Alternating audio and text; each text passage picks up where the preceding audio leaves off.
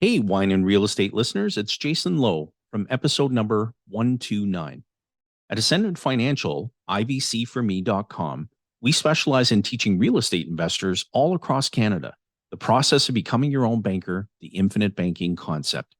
Do you also find it frustrating when it becomes difficult to access the financing that you need, or when interest rates in the housing market moves against you? And when there's unexpected prolonged vacancy or expensive repairs, are you tired of transferring all that money away from you? We have the solution at ibcforme.com.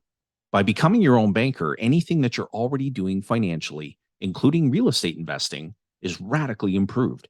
Whether utilizing this process for down payments or for entire real estate purchases, becoming your own banker, the infinite banking concept, puts you in a position of total and absolute control over the repayment schedule of your loans while enhancing your overall returns.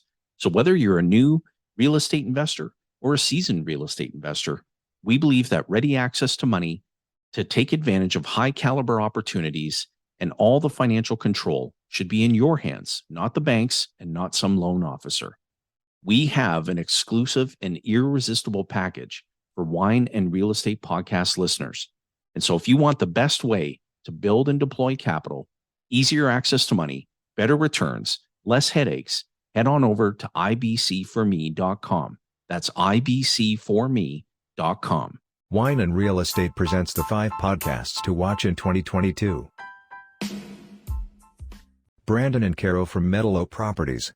How to scale to over $10 millions in 2 years. Again, sharing your story has been probably our key success factor in terms of attracting like-minded individuals. Yeah. No, that's great. And you have to be very aligned with your JV partners. Can you walk us through maybe sort of a typical deal, like how much goes in it, how much your partner needs to bring, and how it's structured, like what's the agreement look like, things like that, if you don't mind sharing? No, not at all.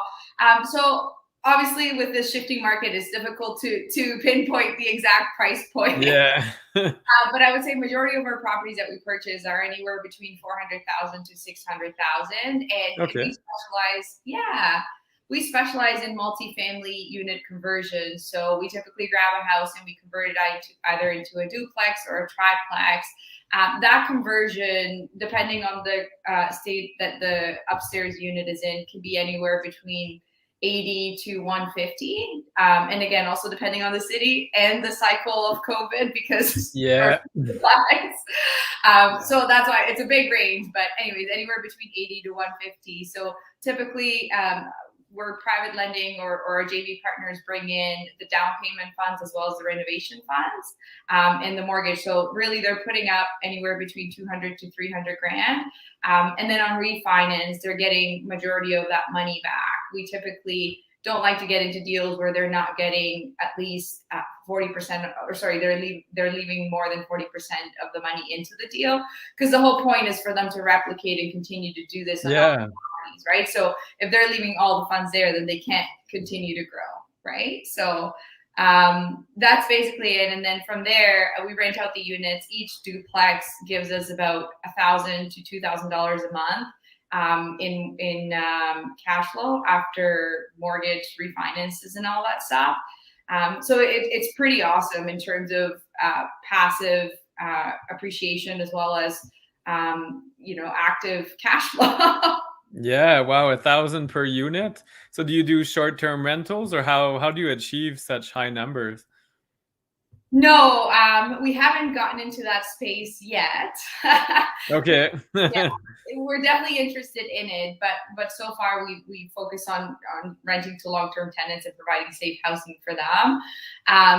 Really, we focus on buying the right properties and doing probably, I would say, more on the high-end renovations, just so that people, I guess, enjoy the space a little more and they're willing to pay a little bit more for those units. I don't know if there's any other tricks as to how we maximize the rents. No, I mean, I'd say that your typical things, like when you're listing it, you want to have obviously some very clear pictures and a clear strategy of and process of how you're writing it. So the communication with tenants or people that are applying for it, that's also going to attract or deter certain people as well. But I think the main point is the finishes. We try to give our homes a luxury feel to try to attract that type of whether it's a young professional or a family, but people that more high income earners are willing to spend more on the home that they're living in. And it also starts Absolutely. with why, I would say, right? Because depending on the neighborhoods we're buying into as well, and that's where the price point comes into play as well. But we tend to find really good neighborhoods and in really nice streets as well, which attracts better tenants as well. Yeah, location is huge. I used to be in high-end apartment rentals. So I was in charge of marketing. And in Ottawa, some apartments went for up to $7,000 a month for like a 2-bedroom apartment. But again, Wow. it was location. It had underground parking. There was a piano room, and it just went on and on. So what you provide, I mean, does dictate the end buyer. So it's important to have that persona in mind. Who is your prospective tenant? Who's going to rent this place, and what kind of lifestyle do they lead? Do they want like granite, heated floors, dishwasher, or 2 dishwashers, or dish drawers if you get fancy, laundry like in suite, parking.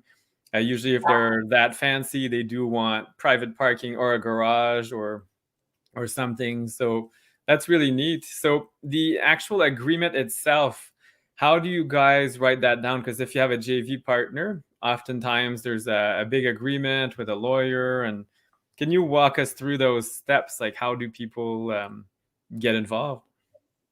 Yeah, I mean, our process for JVing with somebody is obviously building the relationship, making sure that that we have like-minded goals and personalities, right? We don't want anybody working with us that doesn't want to work with us or doesn't like us, and vice versa, right? Yeah. It's meant to be passive, and this is meant to be, something that everybody enjoys. So we build that relationship, make sure that our goals align, and then once somebody actually wants to do something with us, we have a JV letter of intent that they sign with us, and it basically allows us to make sure that we understand what their goals are and what we're chasing after, and that agrees with what they've said to us, because sometimes there could be miscommunication. Yep.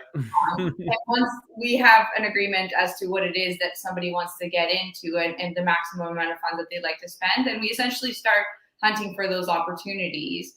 And once we find them, then we bring the opportunities to the people that signed the JV letter of intent. And basically, the way it works is if we find the deal and if we're bringing our power team and handling all the construction and like property management, like basically everything from start to finish, then we take 50% of the deal.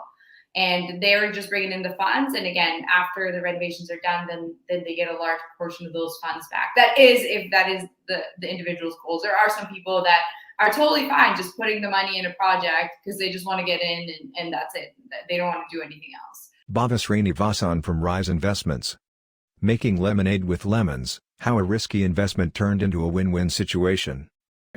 It all comes to who you know and how they know you and what Yes. you're representing yourself. So I very much believe on that. And another one I wanted to, bring that is right after that, I was listening to many podcasts I want to learn. And I was listening to you guys. I was listening to a lot of other big players in the town and grabbing ideas, right? So that's how I started investing in New Brunswick as well. Okay. So before I had a mind block of, all I wanted a property that I can see. Right? Yeah, you can drive out to it an hour, you're there. That's it. But after that, listening to you guys, listening to different other podcasts, and then I'm like, Moncton, right? So yeah, why not? Why not, right? And then even though I was living in Nova Scotia, when I was there, I was not in the mindset to invest. No. But I had the connection and I know the area very well because we used to come to Moncton a lot. Yeah, it's along the way. Exactly. Kind so of if you want to go to center. if you want to go to Quebec City or you have to cross to Moncton, people go to the casino, go to the buffet there, and after listening to everybody, and then I started interviewing people in New Brunswick, right, and especially in Moncton, and I was starting to talk to different realtors and interviewing them, not asking them saying, hey, I want to work for you. Yeah. So I was only focusing on investor who's an real estate broker, because it made such a difference when I invested here in Montreal. They could actually understand what you're looking for, what your goal is, what's your exit strategy. Like it's easy that way. So What drives you? Yeah, you speak the Exactly. same language, which Exactly. yeah, perfect. So fast forward, when I sent you an email, I said mindset is everything. There's a reason behind it, 100%. And I feel like everything happens for a reason, and I totally believe it. So during this process of talking to real estate brokers, talking to different property managers, so there was this one property manager I really connected with. When you're on a call or when you're talking to somebody, you really feel that person. Hey, he's genuine. Yeah. I think we connected really well. So that person really connected. So I saved his name. I said, okay, if I find a property, I'm going to call him. So 1 week later, so there was a property there, and I really liked it. It's a triplex, and it's a rooming house. It's right beside the University of Moncton. Wow, prime location. Prime Everybody location. knows Moncton. Yeah, That's so a that hot one spot. is cash flowing $1,500 after everything. Oh, I believe it. Wow. Right? Score, that's great. I was so happy, and I was really happy with that deal. And the realtor was like, hey, the owner gives you a property. There's already a property manager managing it. Do you want to use them, or do you want to get a new one? I said, it's okay. Just give me that number. Let me talk to him. I typed that number in my phone, and that's the person I already saved. Oh, that's too funny. What a coincidence. So he knew the property and all that. Exactly. So he was there already managing it for 2 years. So that was like one of my mind blocker, I would say. Like, I started investing in New Brunswick. And then right after that, then now I could invest anywhere in Canada. It's all about like taking the mind block away from you. And then that gave me a boost of my confidence and the mind block saying, yes, if I invest here, and I can invest anywhere. So now, fast forward 3-4 months. So now I'm at a portfolio of 9 doors. And then I just have a 40 units under contract in Spring Hill, Nova Scotia. Nice. Wow. Yes. 40 units. That's crazy. So that was amazing. So, in November, I started networking with different people. I hired a coach, and it's all about, as I was saying, mindset is everything. So I got surrounded by the right people. And right after that, I was big on visualizing. So that's why I said my routine is my life-changing game. So 3 years ago, I was always big on personal improvement and self-development. So I started networking that kind of people as well. So I started joining personal development groups in Montreal, where a lot of books helped me to realize what I want, how I want it. I deal with a lot of big players in Santa Clara. Okay. So that's my full-time job, right? So that's why it's all about people, right? Even when getting a tenant, like that's how I say mindset is everything. Like, I have to feel the tenants. Like, I really have to. I mean, when I was, because it's a relationship. Exactly. I mean, you're together for maybe a few years, so you got to get along, especially in Quebec. Oh, Quebec, you know about the rules, right? It's not as easy as New Brunswick or Nova Scotia. So Quebec, the rules are very tenant friendly, not landlord friendly. But it's all about like what type of people you meet, and I always feel like whatever energy you put out there, you give it back, right? You get it back. That's exactly what it is. And I live by the motto where, sharing is caring. The more I know, the more I share to people. I want to try every single strategy, the BRRRR strategy, buy and hold, multifamily, and I want to do every single thing. And then at the end of the day, come back and zoom out and see. And then I really go on a deep into the stuff I really, really enjoy without even having any pressure, right? So that is my goal for going forward, right? In terms of how I want to pursue things in terms of real estate. Tammy Lovell, investing in Costa Rica. So I know a lot of our listeners had some questions about investing in Costa Rica as a Canadian. Yes. There's a lot of fear out there. Is it like buying in the US? You need multiple levels of corporation because you can get sued and all kinds of issues. Or Mexico. A lot of people have heard about Mexico. You buy and it's not deeded land. Yes. Yes. So can you tell us more about that? Like what's happening? I know it, but I'd love to hear it from you. Okay, absolutely. So of course, Costa Rica is one of the hottest destinations right now for tropical purchase. Everyone's buying as an investment, and the rental market is just on fire. I actually have friends that are looking for rentals for next year, and they are not able to find anything. I have a rental. I don't know if this is big enough, but anyway. Yes. I'm going to be sending them your rental. Perfect. Yes. So basically, of course, but purchasing real estate in Costa Rica is not unlike purchasing real estate in Canada. 85% of the everything here for sale is titled property, absolutely the same as in Canada. There is a section on the beach. It's called the Maritime Zone. So 200 meters from the beach, 200 meters from the water, is actually owned by the government, and it's called concession land, which I suppose back home we would consider more like crown land. Yeah, I guess the same concept. There of course, yes. So you don't buy an Algonquin Park for the Ottawa people, or what national parks do you have in Newfoundland? Oh, we have Terra Nova National Park. So you wouldn't build there. Yeah. So it's the same principle. Yeah. So the government actually owns the land. The government owns the land, but you can buy properties that are on the land. So you can buy a property, and it is, it's basically what we call it, in real estate, is concession property. And then you have to apply for the lease of the land. It could be a 20-year lease. It could be 25. It could be 30. So, of course, there is property to buy on the beach. Lots of beautiful, beautiful property. Understanding, though, that it is called concession land and that the government does own the land. You own the property, but the government owns the land. You may need to move your house at some point. So maybe get a mobile home, I don't know, on the beach. Not very sexy. No, it's good. And I have lots of clients actually that have purchased on concession as well. And they're fine. No, oh my gosh, yes. No.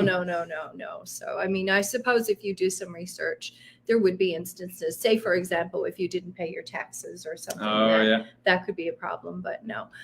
So the process to purchase real estate in Costa Rica is not unlike the process in Canada. You find the property that you like, you make an offer on it with conditions, of course. Again, all done up in a purchase and sale agreement. And then, the seller will come back and say, yes, they accept it, or maybe they want to do some bidding, the bidding process. And so then when it comes time that both parties have signed off on the purchase and sale agreement, I then introduce you to a local legal team and a local escrow service. And then you have 10 days within the time frame of signing off to send your deposit. A deposit for real estate purchase in Costa Rica is 10%. Yeah, that's a big difference. In Canada, you can say 5,000, 10,000. Yes. Here it doesn't work. It's got to be that 10%. Yeah. So be prepared. US dollars as well. So yes, of course. To consider. Yes. Now, I see a question from a Facebook user. Sure. So it says, so foreigners cannot technically own land there. I guess only lease. So beachfront within 200 meters, it's really a lease, land lease, kind of like a condo if you think about it, like in Canada. Yeah, but that only makes up 15%. So not to get mixed up with, can you own land here? Absolutely. So that only makes up 15%. So basically, the 200 meters within the beach is again owned by most of it, not in every area in Costa Rica, but most of it within 200 meters is indeed owned by the government. But everywhere else, it's all titled property. So the same as it would be in Canada. And the amazing thing, you can't see here because we're in my house, but if we were in Playa Hermosa or other places, it's quite, there's steep hills and extremely good views of the ocean. So you can live up on a hill like you did, I think, at some point. I did, yes. I mean, you see the ocean every day. So. Yes, absolutely. And there are some places, the area that I live, as a matter of fact, is called Las Palmas. So Las Palmas is a beach community within the town of Playas del Coco. And Las Palmas, we jokingly call it Little Canada. I'm probably going to get in trouble for saying this because, of course, there's people from all over the world that live there. But we do jokingly call it Little Canada.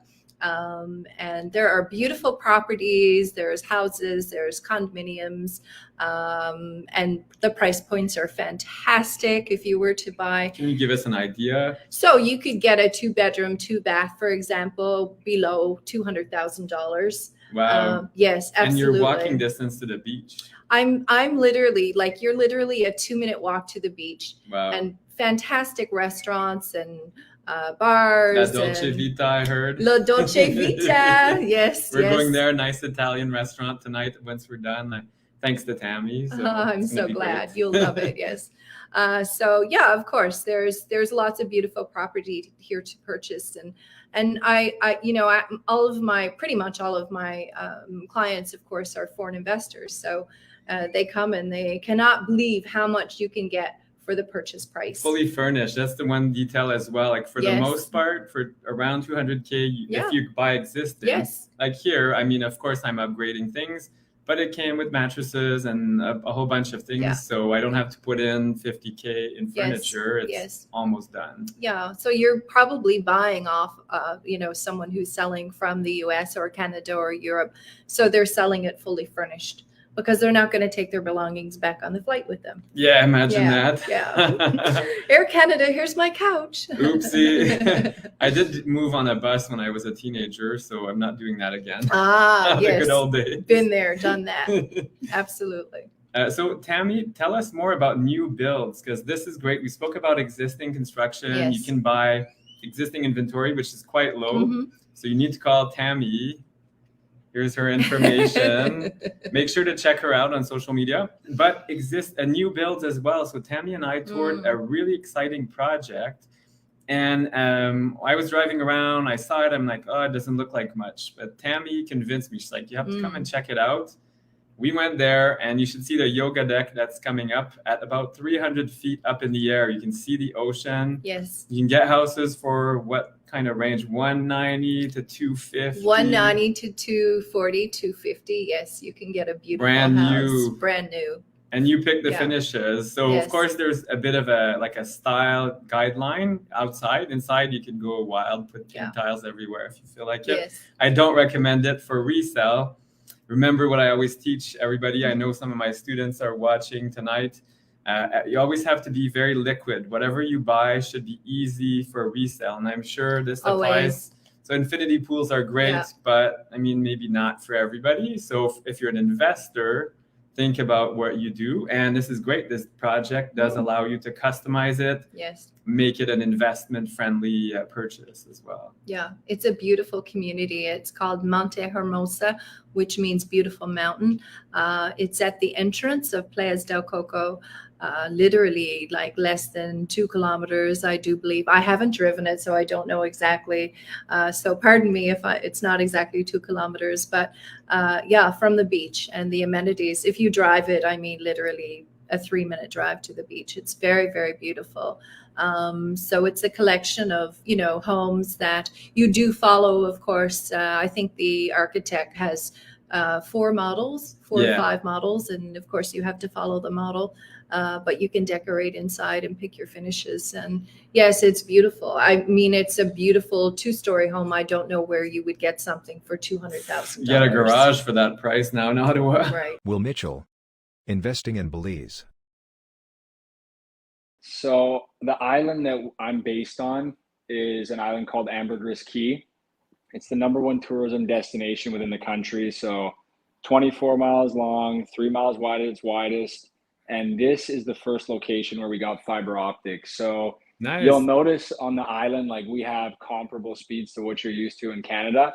But if you go to more remote locations around the country, you're going to find that it's a little patchier, but usually there's 2 providers here. There's Smart and Digicel, and usually they'll offer, you know, commercial packages. So if you're a digital nomad who is willing to spend, then in most places you can get it, but the island is definitely the best internet. Okay, very cool. And watching your videos as well, if I'm sure our listeners will watch after hearing this, you see the house construction is a bit different. I've seen some houses are kind of raised. Can you tell us more about the construction type? Like, is it wood or stone? Like not stone, but concrete or? Yep. So, I mean, the reason they raise it is because the water table here is, you know, relatively high, and we're not like a super hilly or mountainous island. So generally in most places, they'll raise the property about 3 to 10 feet above, you know, the water table or, you know, the ground. when people are building out here, we do it a very specific way. We work with a couple builders who have been building here for years. They will quote in wood or concrete. Obviously, concrete is going to have some benefits from the long-term standpoint. Maintenance, insurance is substantially cheaper on concrete homes. Wood homes right now, especially with the lumber price increases that we've seen over the past year, which I believe has been affecting pretty much the whole world. So it's no different here, and we've seen that. It used to be that, and I mean, you can get someone to build for cheaper than this. I'm talking more about like getting a Canadian or close to Canadian standard home.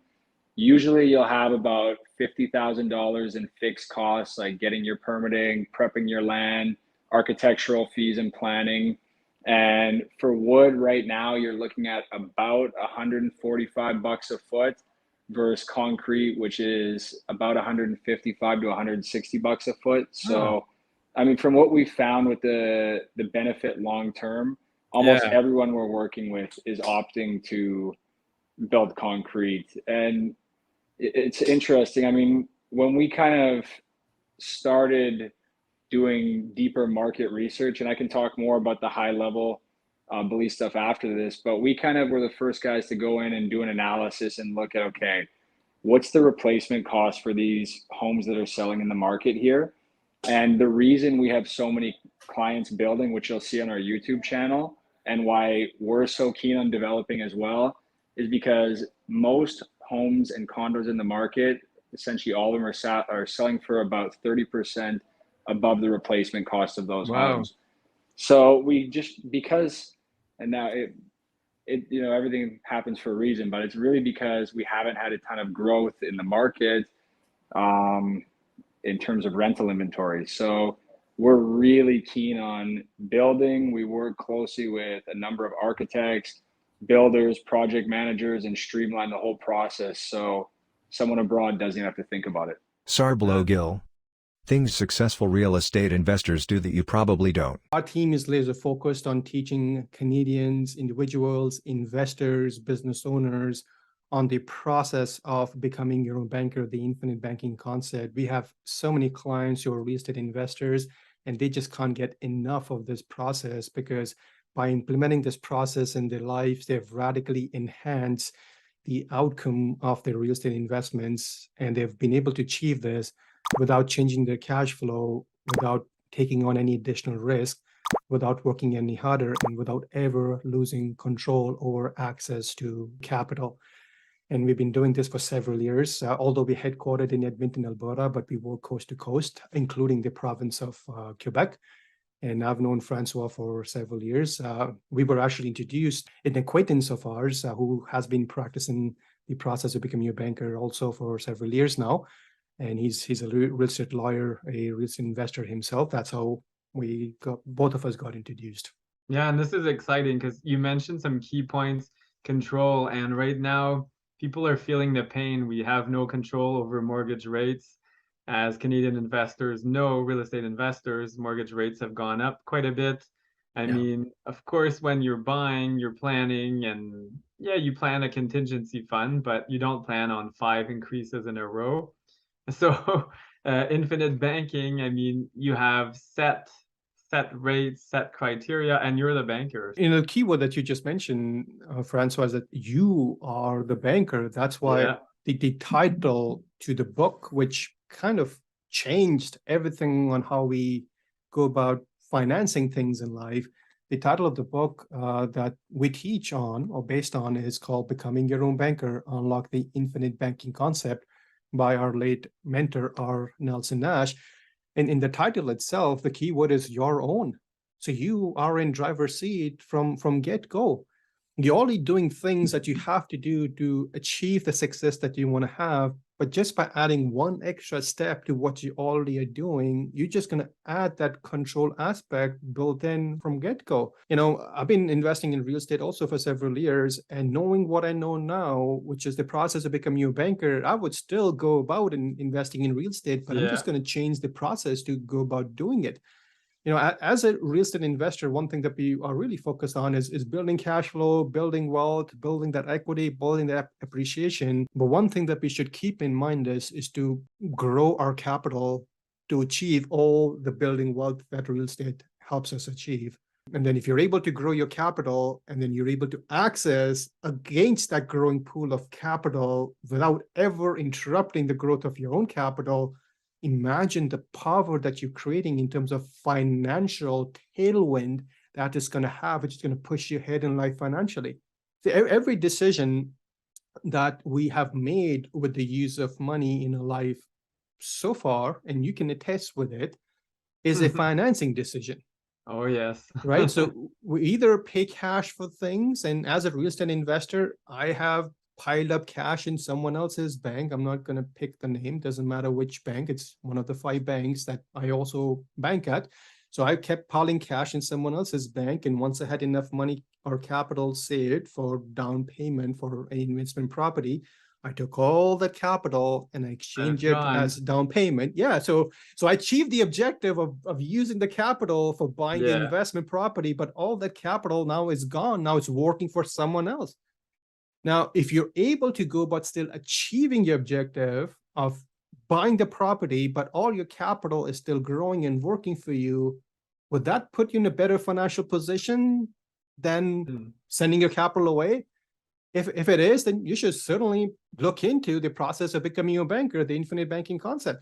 Yeah, no, this is insane. And it's kind of mind-boggling. If you're listening to this for the first time and learning about infinite banking, I think it might take a little bit of time to get used to the concept because it's so all-encompassing and so big that it takes a bit of time to digest. Like a steak, you don't eat the whole steak at once. So have to do it a little bit at a time, and then you start understanding it, and then your eyes are open, and oh my goodness, you'll go from I'm gonna just show my stack of debit cards from all the different banks and bank accounts.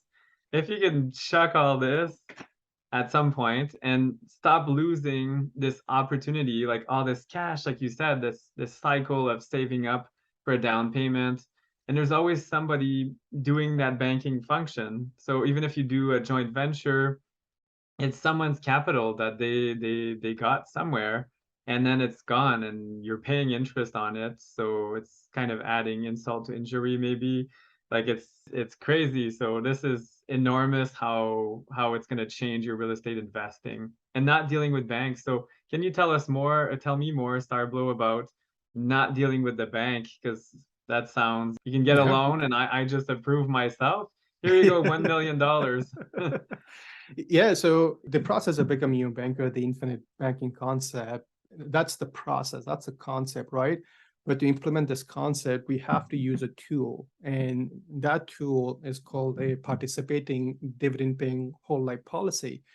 The reason why we use that particular tool to implement this process called becoming a banker is because that tool is the best tool to get the job done, because it has all the characteristics that are required for you to be in total and absolute control from the banker's perspective, from the wealth builder's perspective.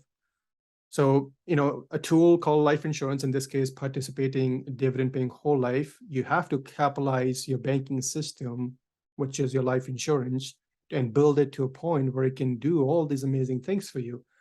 So you have to put money in as premium. You already are flowing money to the books of someone else's bank. In fact, all your income today flows to the books of someone else's bank, and you're okay with it. Yeah. You truly are. Don't ask any questions. Right? There you go. Yeah, because we are accustomed to do that, and we always thought that, hey, that's the best way to flow money. Well, if you take a portion of the money and gradually move it into your bank as premium, it creates a death benefit because it is life insurance. There's 2 possibilities, 10, 15, 20, 30 years from today. Either you're alive or you're gone. Hello, Wine and Real Estate listeners. Jason Lowe here from episode number 129. Access to financing and dealing with the banks can be frustrating. We've all felt it. Every payment that you make, whether it's the mortgages, property taxes, repairs and maintenance, unplanned vacancy, every single transaction is a permanent transfer of money away from you, making the wheels of the banking business and the real estate business turn. In other words, you're doing all the work and everyone else is getting all your money. Let me show you everything that I know from my 15 years of experience teaching people the process of becoming your own banker, the infinite banking concept all across Canada. All you need to do is head on over to ibc4me.com. Again, that's ibc4me.com, and I will give you the blueprint to solve the problem. Again, that's ibc4me.com. Whatever your real estate and wealth building goals are, I promise you the infinite banking concept is the best process to get you there. I encourage you to take the next step.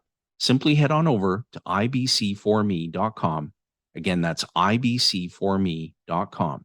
And if you think you can't afford to do that right away, well, let me tell you, you can't afford not to discover this. I truly believe that what you'll learn will open your eyes to a whole new financial world.